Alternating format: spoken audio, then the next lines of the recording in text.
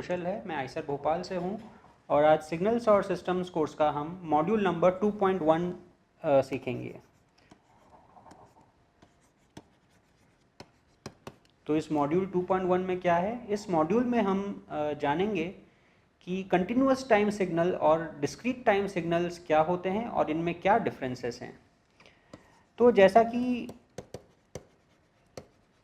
आप इस नाम से समझ सकते हैं, कंटिन्यूअस टाइम सिग्नल का मतलब होता है कि जो कि कंटिन्यूअस टाइम में डिफाइंड होता है, यानी कि जो सिग्नल किसी भी टाइम के लिए डिफाइंड होता है, वो जो टाइम इंस्टेंट होता है वो कोई भी रियल नंबर हो सकता है। जिसकी जगह पे जो डिस्क्रीट टाइम सिग्नल होता है,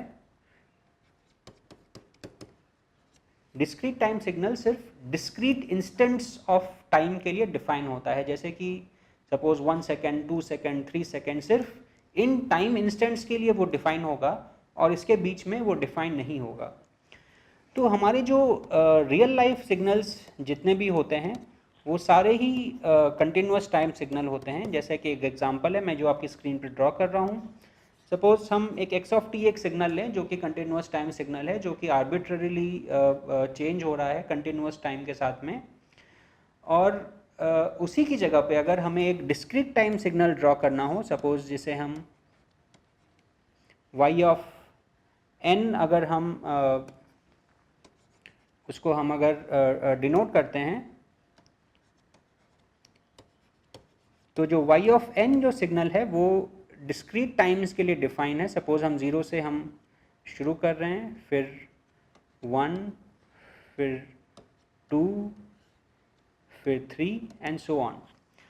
तो ये सबसे इंपॉर्टेंट डिफरेंस होता है डिस्क्रीट टाइम और कंटिन्यूअस टाइम सिग्नल में। और जैसा कि आप देख सकते हैं कि कंटिन्यूअस टाइम सिग्नल को हम यूजुअली टाइम t से डिनोट करते हैं और डिस्क्रीट टाइम सिग्नल में हम जो टाइम है उसे n से डिनोट करते हैं। और जो n होता है वो स्क्वायर ब्रैकेट्स में होता है और जो कंटिन्यूअस टाइम t होता है वो नॉर्मल ब्रैकेट्स में होता है। ये नोटेशन है ताकि कहीं भी अगर ये लिखा हो तो आपको बिना किसी से पूछे पता चल जाए कि ये कंटिन्यूअस टाइम सिग्नल के बारे में बात हो रही है या डिस्क्रीट टाइम सिग्नल के बारे में बात हो रही है। तो अब ये जो कंटिन्यूअस टाइम सिग्नल और जो डिस्क्रीट टाइम सिग्नल है, हम इसे आपस में इंटर कन्वर्ट भी कर सकते हैं। यानी कि अगर आपके पास कोई कंटिन्यूअस टाइम सिग्नल हो तो आप उसे डिस्क्रीट टाइम सिग्नल में कन्वर्ट कर सकते हैं, और अगर आपके पास कोई डिस्क्रीट टाइम सिग्नल हो तो आप उसे कंटिन्यूअस टाइम सिग्नल में भी कन्वर्ट कर सकते हैं। तो ये कन्वर्शन कैसे करते हैं? जो कंटिन्यूअस टाइम सिग्नल से डिस्क्रीट टाइम सिग्नल में कन्वर्शन होता है उस प्रोसेस को सैम्पलिंग कहा जाता है, और जो डिस्क्रीट टाइम सिग्नल से कंटिन्यूअस टाइम सिग्नल में जो कन्वर्शन होता है उसे इंटरपोलेशन कहा जाता है। तो इसके डिटेल्स हम बाद में दूसरे मॉड्यूल्स में देखेंगे, पर अभी मैं आपको बस इसका एक बहुत ही एक ब्रॉड ब्रीफ ओवरव्यू दूंगा कि ये किस तरीके से किया जाता है। तो सैम्पलिंग एक बहुत ही स्ट्रेट फॉरवर्ड और सिंपल प्रोसेस है। जैसा कि आपके स्क्रीन पे आप देख रहे हैं कि ये जो हमारा सिग्नल है x of t versus t, हम इसे अगर हम सैंपल करें, यानी कि हम एक सैम्पलिंग टाइम चुने t और हर t टाइम गैप पे, यानी कि t, 2t, 3t, 4t, इन टाइम्स पे हमें सिग्नल की वैल्यूज अगर ले लें, तो जिस तरीके से हमने 0 पे वैल्यू ले ली, फिर सपोज t पे हमने उसकी वैल्यू ले ली, फिर 2t पे वैल्यू ले ली, फिर 3t पे वैल्यू ले ली, फिर 4t पे वैल्यू ले ली एंड सो ऑन। तो हम अगर इन डिस्क्रीट टाइम्स पे अगर हम उस कंटिन्यूअस टाइम सिग्नल की वैल्यूज ले लेते हैं तो उसे सैम्पलिंग कहते हैं, और उससे जो कंटिन्यूअस टाइम सिग्नल है वो डिस्क्रीट टाइम सिग्नल में कन्वर्ट हो जाता है। और इसी के जो रिवर्स प्रोसेस को हम इंटरपोलेशन कहते हैं। अभी मैं इंटरपोलेशन की डिटेल्स में नहीं जाऊंगा क्योंकि वो थोड़ा सा मैथमेटिकली इन्वॉल्व है, तो उसे हम डिटेल में हम दूसरे मॉड्यूल्स में देखेंगे। तो अब आप ये पूछेंगे कि हमने इस कंटिन्यूअस टाइम सिग्नल को डिस्क्रीट टाइम सिग्नल में कन्वर्ट किया तो क्या हमारा कोई इन्फॉर्मेशन लॉस हो गया, यानी कि जो कंटिन्यूअस टाइम सिग्नल में जितनी जानकारी मौजूद थी क्या वो सारी की सारी जानकारी डिस्क्रीट टाइम सिग्नल में मौजूद है? तो ये डिपेंड करता है कि आपका जो सैम्पलिंग पीरियड है, जो टी है, जो सैम्पलिंग पीरियड कह लीजिए, सैम्पलिंग टाइम कह लीजिए, ये सैम्पलिंग पीरियड एडिक्वेट है कि नहीं है। यानी कि अगर हमारा कंटिन्यूअस टाइम सिग्नल टाइम के साथ बहुत रैपिडली अगर वेरी कर रहा है, बहुत जल्दी जल्दी अगर वेरी कर रहा है, तो आपका जो सैम्पलिंग पीरियड है उसे उतना छोटा होना पड़ेगा, या फिर जो सैम्पलिंग फ्रीक्वेंसी है जिसे हम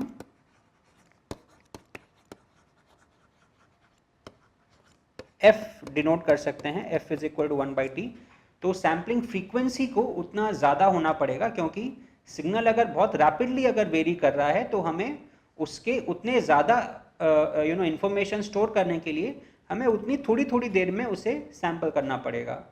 और उसी की जगह पे अगर हमारा सिग्नल जो है बहुत स्लोली वेरी कर रहा है टाइम के साथ में, तो फिर हमें इतनी जल्दी सैम्पल करने की ज़रूरत नहीं है, हम सैम्पलिंग टाइम को बड़ा भी रख सकते हैं, जिससे कि हमारा सिग्नल का फिर भी सारा इंफॉर्मेशन उस डिस्क्रीट टाइम सिग्नल में स्टोर हो जाएगा।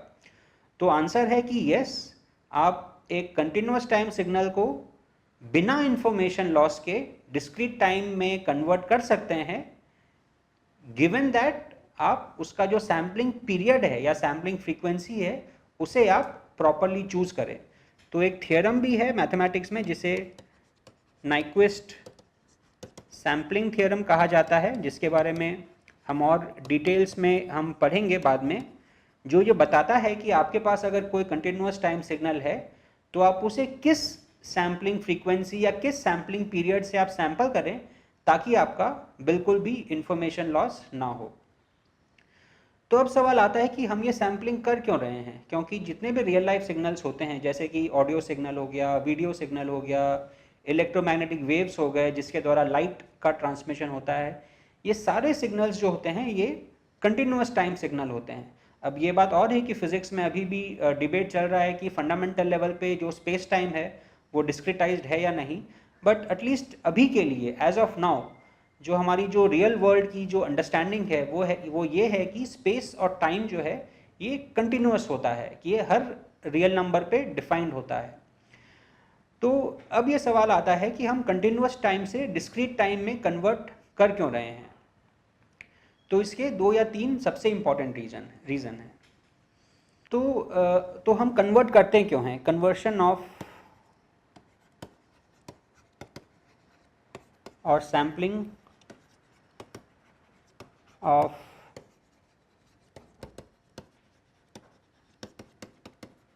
Continuous time signals. तो जैसा कि आप जानते हैं कि साइंस में और हमारे टेक्नोलॉजी में पिछले 70-80 सालों में जितना डेवलपमेंट हुआ है उसका एक बहुत बड़ा रीज़न है डेवलपमेंट ऑफ कंप्यूटर। कई सारे जो प्रोसेसिंग होते हैं, एल्गोरिदम्स होते हैं, वो सारे कंप्यूटर्स के माध्यम से किए जाते हैं, जिसकी वजह से हम इतनी तरक्की कर पा रहे हैं। और जो कंप्यूटर होता है वो फंडामेंटल लेवल पे एक डिस्क्रीट सिस्टम है, क्योंकि कंप्यूटर बिट्स पे काम करता है, जीरोज एंड वंस। तो अगर आपको कोई भी प्रोसेसिंग, अगर कोई भी सिग्नल आपको अगर कंप्यूटर के माध्यम से या किसी और तरह के डिजिटल सिस्टम के माध्यम से अगर एनालाइज करना है तो आपको उसको डिस्क्रीट टाइम डोमेन में कन्वर्ट करना ही पड़ेगा, क्योंकि एक कंप्यूटर एक कंटिन्यूस टाइम सिग्नल को हैंडल नहीं कर सकता है। बाय डिफ़ॉल्ट एक कंप्यूटर डिस्क्रीट डोमेन में ही डिफाइंड होता है। तो ये सबसे इंपॉर्टेंट रीज़न है दैट फॉर प्रोसेसिंग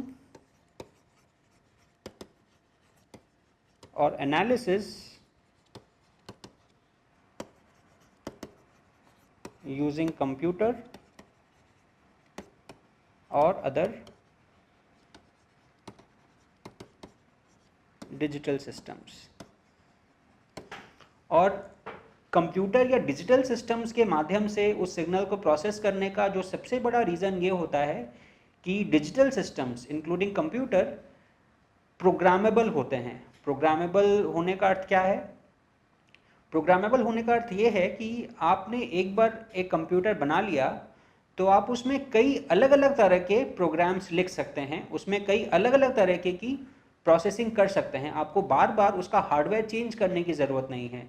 जैसे कि आपके पास कंप्यूटर है, आप उसमें माइक्रोसॉफ्ट वर्ड भी चलाते हैं, पावर पॉइंट भी चलाते हैं, गाने भी सुनते हैं, वीडियोज़ भी देखते हैं।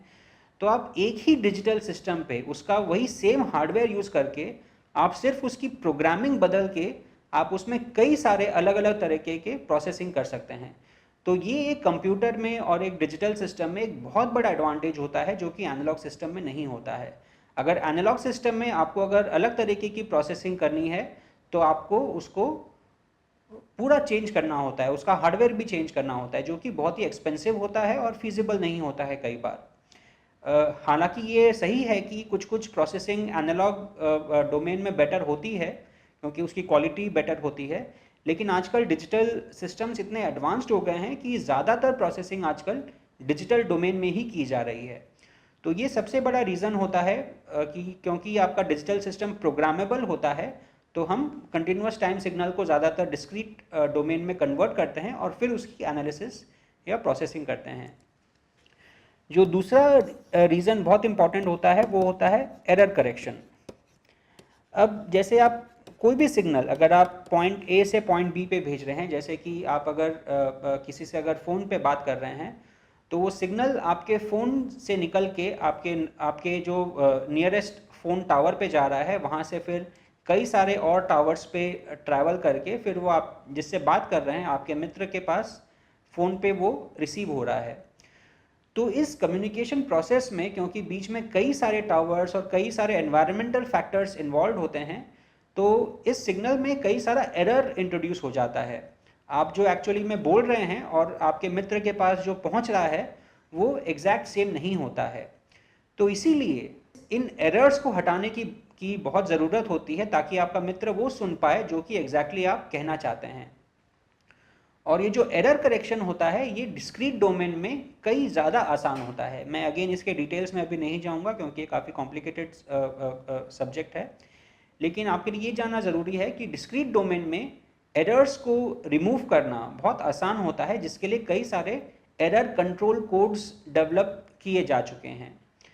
तो ये दो सबसे इम्पॉर्टेंट रीज़न है कंटिन्यूस टाइम सिग्नल को डिस्क्रीट टाइम सिग्नल में कन्वर्ट करने का, और फाइनली उसे डिस्क्रीट टाइम से कन्वर्ट करना पड़ेगा कंटिन्यूस टाइम में भी, ताकि हम उसे ह्यूमनली कंज्यूम कर सकें। जब आपके ऑडियो से जब फ़ोन में से जब आवाज़ आपके कानों में आती है तो अगेन वो साउंड वेव्स के थ्रू आती है, जो कि अगेन कंटिन्यूस टाइम सिग्नल हैं। तो ये कंटिन्यूस टाइम सिग्नल से डिस्क्रीट टाइम सिग्नल का कन्वर्शन और डिस्क्रीट टाइम सिग्नल से back again continuous time signal में कन्वर्शन, दोनों ही बहुत ही इंपॉर्टेंट प्रोसेस हैं जिनके बारे में हम और डिटेल्स में आगे जानेंगे। तो ये मॉड्यूल 2.1 था। आगे नेक्स्ट मॉड्यूल 2.2 में हम देखेंगे कि जो सिग्नल्स होते हैं उनके कुछ कुछ प्रॉपर्टीज़ के बारे में, जैसे कि एक सिग्नल इवन हो सकता है, ऑड हो सकता है, पीरियोडिक हो सकता है। तो अगले मॉड्यूल में हम इसके बारे में जानेंगे। Thank you.